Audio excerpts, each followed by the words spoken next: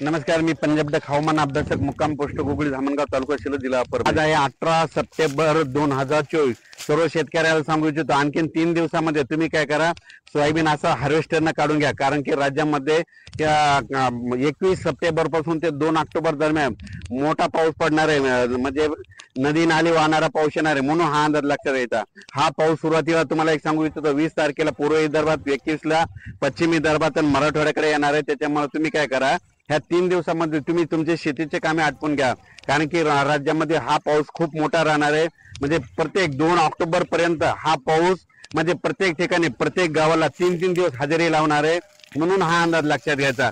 परत राज्यात सांगतो की हा पाऊस पूर्व विदर्भ, पश्चिम विदर्भ, दक्षिण महाराष्ट्र, उत्तर महाराष्ट्र, कोकणपट्टी, खानदेश, मराठवाडा असा करत करत 2 ऑक्टोबर पर्यंत चालणार आहे.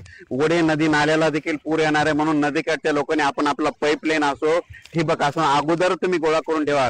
कारण की हे मोठा पाऊस आहे. आणि विजा चमकत असताना माझी सर्व शेतकऱ्याला विनंती, विजा चमकत असताना झाडाखाली थांबू नका. कारण की या पावसामध्ये विजेचे प्रमाण जास्त असल्यामुळे विजा अंगावर पडू शकतात. आपली जनावरे झाडाच्या खाली बांधू नका. आपल्या सुरक्षेसाठी आपल्या घरी आणून बांधावे, म्हणून हे देखील लक्षात येतं. परत सांगू इच्छितो, या पावसामध्ये तुम्हाला एक माहिती असं म्हणून सांगतो की लातूर जिल्ह्यामध्ये जे मांजरा धरण आहे ते जवळपास आता 80% ते 100% या पावसात भरणार आहे. कारण की तो पाऊस कॅचमेंट एरियात पडणार आहे. त्याच्यानंतर माजलगाव बीड जिल्ह्यामध्ये काय होणार आहे, तिथे एक धरण भरायचं राहिलंय. या पावसामध्ये तिथं देखील पाऊस पडणार आहे. माजलगावचं देखील धरण भरणार आहे, म्हणून हे अंदाज लक्षात येतात. त्याच्यानंतर या पावसामध्ये हिंगोली जिल्ह्याचं येलदरी धरण 81% झालंय. तर या पावसामध्ये ते देखील 100% पूर्ण होणार आहे. म्हणजे आणि त्याच्यानंतर सांगायचं झालं, जायकवाडी मराठवाड्याची ताण भागवणारे धरण हे 100% भरलेलं आहे.